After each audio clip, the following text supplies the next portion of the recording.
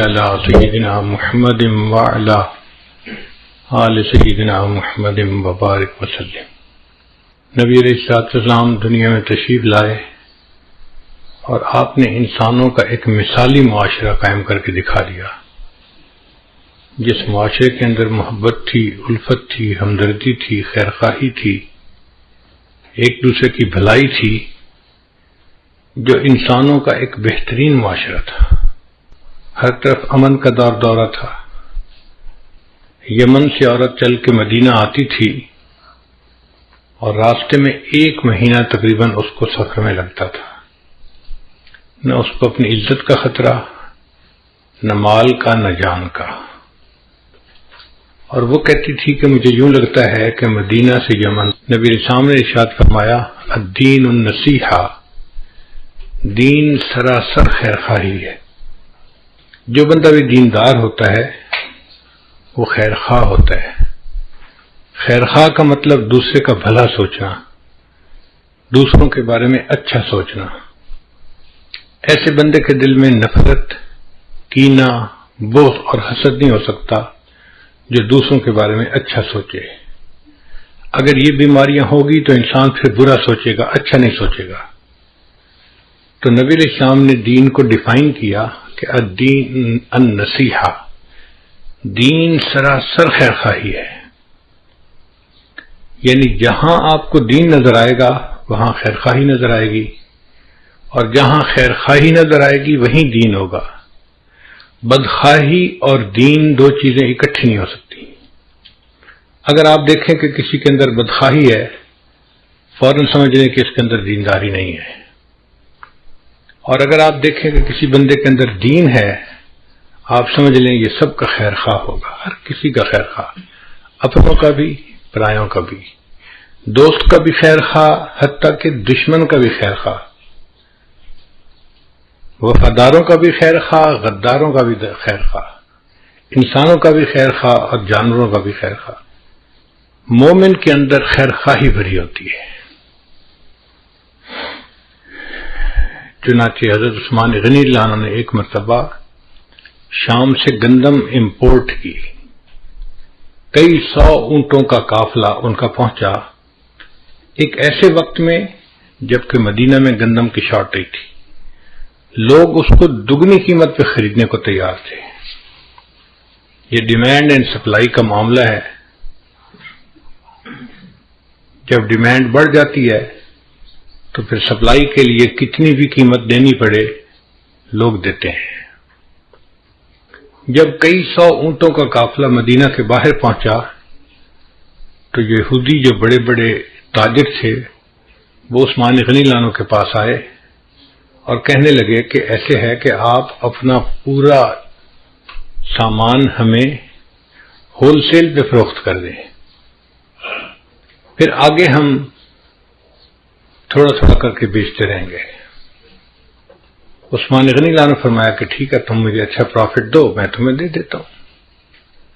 تو انہوں نے ہول سیل میں ڈیل کی، کہنے لگے جی جو آپ کی قیمت خرید ہے نا، ہم اس کو ڈبل کر دیتے ہیں۔ 100 روپے کی چیز کو ہم 200 میں خریدتے ہیں۔ یہ بہت بڑا پروفٹ ہے کہ بندہ 100 روپے انویسٹ کرے اور اس کے بدلے 100 روپے کمائے۔ آج کل دنیا کی انڈسٹریل ورلڈ میں 10% اور 20% پروفٹ کو بھی بڑا سمجھا جاتا ہے، اور کہاں 100 کے بدلے 100 پروفٹ۔ عثمان غنی اللہ نے فرمایا نہیں، پروفٹ تھوڑا ہے، میں نہیں بیچتا۔ کچھ نے کہا کہ اچھا پھر ہم ایسے کرتے ہیں کہ ہم 100 کے بدلے آپ کو 300 دیتے ہیں۔ نہیں۔ ایک نے کہا اچھا میں 100 کے بدلے آپ کو 400 دیتا ہوں۔ ان کا نہیں۔ وجہ کیا ہے کہ جی پروفٹ تھوڑا ہے۔ وہ حیران ہو گئے کہ 100 روپے کی چیز کو ہم 4 گنا پرائس پہ خرید رہے ہیں اور ایک ہی دم میں ان کا سارا سامان بک جائے گا، یہ پیسے لے کے گھر بیٹھ جائیں گے آرام سے، پھر ہم جانے اور اس چیز کو آگے تھوڑا تھوڑا بیچنا۔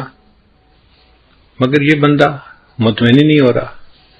تو ایک یہودی نے پوچھا کہ عثمان آخر آپ چاہتے کیا ہو؟ ایک کے بدلے ہم آپ کو 4 گنا دے رہے ہیں۔ ان کا بھائی پروفٹ تھوڑا ہے، بات سچی ہے، مجھے زیادہ چاہیے، اچھا میں 5 گنا دے دیتا ہوں، نہیں یہ بھی تھوڑا ہے، اچھا بھی 6 گنا دے دیتا ہوں، یہ بھی تھوڑا ہے، بھائی میں 7 گنا آپ کو پروفٹ دیتا ہوں، 100 روپے کی چیز 700 میں خریدتا ہوں، نہیں یہ بھی تھوڑا ہے۔ خریدنے والے نے کہا بھائی انف از انف، 100 کے بدلے 700 میں چیز خرید رہا ہوں اور آپ دینے کو ابھی بھی تیار نہیں ہوئے، تو پھر میری آپ کی ڈیل نہیں ہو سکتی۔ مگر آپ اتنی گندم کا کرو گے کہ آخر بیچنی تو ہے نا کہیں نہ کہیں۔ تو عثمان غنی جان فرمایا ہاں میں دوں گا، میرے پاس ایک کسٹمر ہے جو مجھے اس سے زیادہ پروفٹ دیتا ہے۔ اس نے کہا آپ مذاق کر رہے ہیں یا آپ سیریس بات کر رہے ہیں؟ بھائی میں سیریس بات کر رہا ہوں۔ کون سا کسٹمر ہے جو 7 گنا پرائس سے بھی زیادہ پرائس دے رہا ہے؟ ان کا میرے پاس ایک کسٹمر ہے جو مجھے 70 گنا پرائس دے رہا ہے، 1 روپے کے بدلے 70 روپیہ مجھے دے رہا ہے۔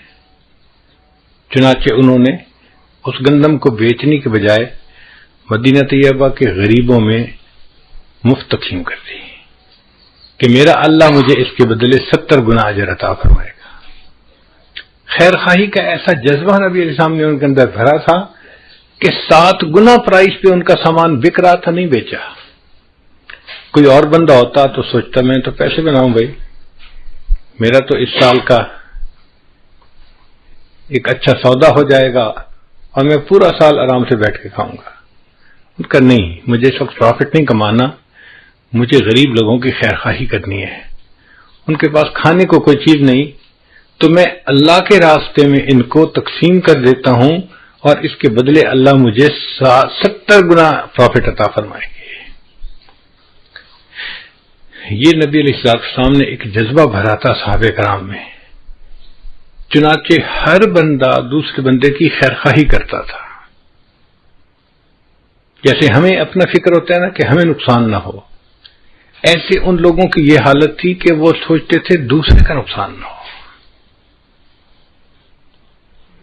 آپ لوگوں کو ایک واقعہ سناؤں، حیران کن ہے۔ ایک صحابی نے گھوڑا خریدا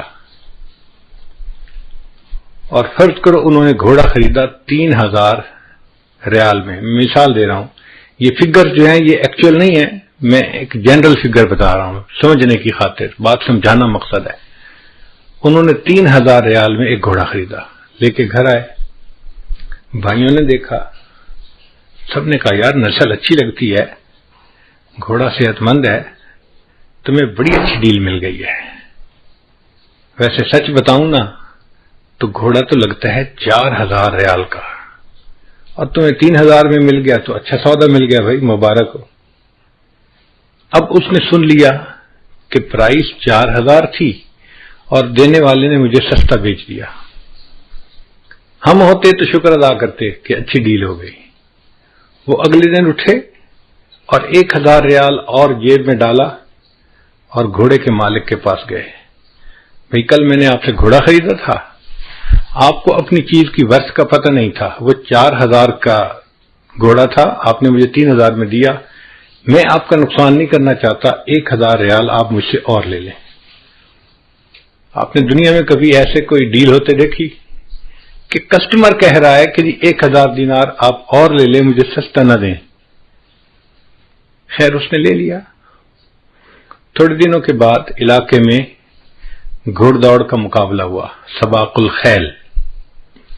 صحابہ کرام کے درمیان یہ مقابلے ہوتے رہتے تھے، الٹنا پلٹنا، پلٹ کر جھپٹنا، لہو گرم رکھنے کا ہے ایک بہانہ۔